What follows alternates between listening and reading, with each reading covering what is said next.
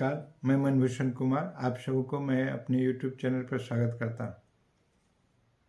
आज का दिन इस साल का अंतिम दिन है।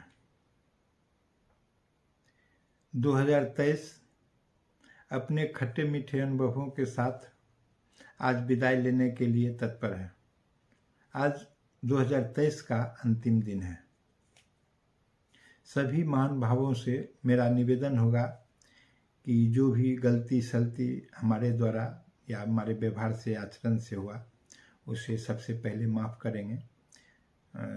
जब वर्ष बीत गया तो सब कुछ बीत जाना चाहिए और इस प्रकार से तो अब हम आगे बढ़ें और फिर देखें कि देश राष्ट्रीय स्तर पर क्या हुआ।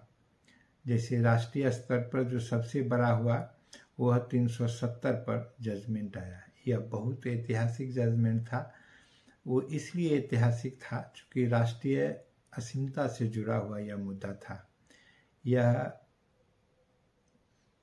कुछ राजनीतिक भी हो सकता है, लेकिन इसके न्यायिक बिंदु अलग अलग थे और इसमें अभी जजमेंट जो आया है तो उससे राष्ट्रीयता को बल मिला है और यह जजमेंट जो है वो राष्ट्रीय भाव को देखते हुए न्याय की कसौटी पर कसकर दिया गया है।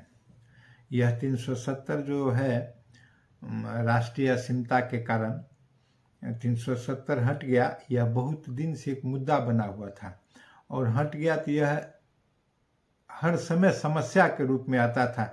इससे लाभ हानि जो भी हो, हालांकि धारा 370 जब बना था तो बड़ी विकट स्थिति थी और बनाने वाले ने पंडित नेहरू ने कहा था कि नहीं, धीरे धीरे घिसते घिसते घिस जाएगा। वह घिसा भी। बाबा साहेब तो उसके पहले नहीं रहे क्योंकि विधि मंत्री वो पहली सरकार में थे, तो इस ख्याल से। लेकिन आज स्थिति यह रही कि 370 समाप्त हो गया। 54 का एक घटना है, फिर 64 का घटना है। ये सब होते होते वह कहानी में जाएंगे तो लंबी हो जाएगी, लेकिन 370 गया। 5 राज्य में चुनाव हुआ, इसका एक परिणाम आया। यह बहुत सुंदर है। 5-6 राज्य में चुनाव हुआ, 7 राज्य में चुनाव हुआ।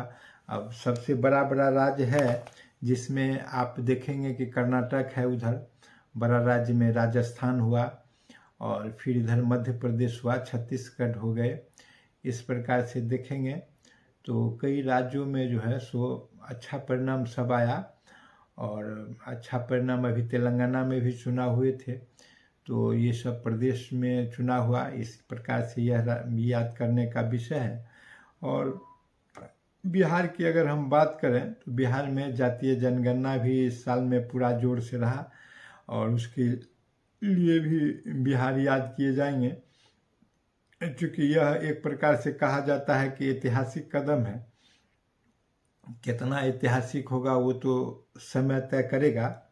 और यह सब रहा। और फिर अभी राम मंदिर का भी सालों भर मुद्दा बहुत जोर से उठता रहा। 22 जनवरी को लोग कहते हैं कि अयोध्या में राम मंदिर का उद्घाटन होगा, तो यह भी एक बड़ी बात है। तो यह सब लेके यह साल बीत गया।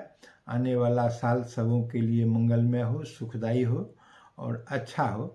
और 2024 का साल इसलिए भी महत्वपूर्ण है कि भारत में लोकसभा का चुनाव होना है और 5 वर्ष के लिए भारत के भाग्य का जो है निर्धारण होना है कि भाग्य किधर जाएंगे, तो वह तो सब लोग देखेंगे।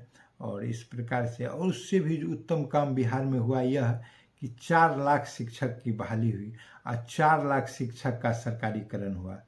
यह और पूरी ईमानदारी और पारदर्शिता के साथ सब कुछ हुआ। इसमें बहुत पैसा का लेन देन नहीं हुआ, यह कहा जा सकता है। इसलिए पाठक जी ने जिस कदर इतनी जल्दीबाजी में काम किया कि बार्गेन करने का मौका नहीं लगा। हमको लगा कि आज विगत कई वर्षों में एक तो ये इसको इतिहास में दर्ज होना चाहिए कि 2 माह में 2.25 लाख शिक्षक का बहाली और फिर ये करके फिर दूसरा भी चरण का बहाली कर दिया गया।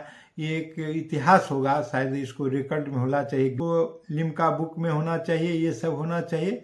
ये बहुत उत्तम कार्य है। इस प्रकार से इसको याद इस वर्ष को किया जाना चाहिए। बिहार में बहुत बड़ा रोजगार सृजन हुआ है। इसको भुलाया नहीं जा सकता। ईमानदारी से पारदर्शिता के साथ हुआ, यह और भी उत्तम विषय है।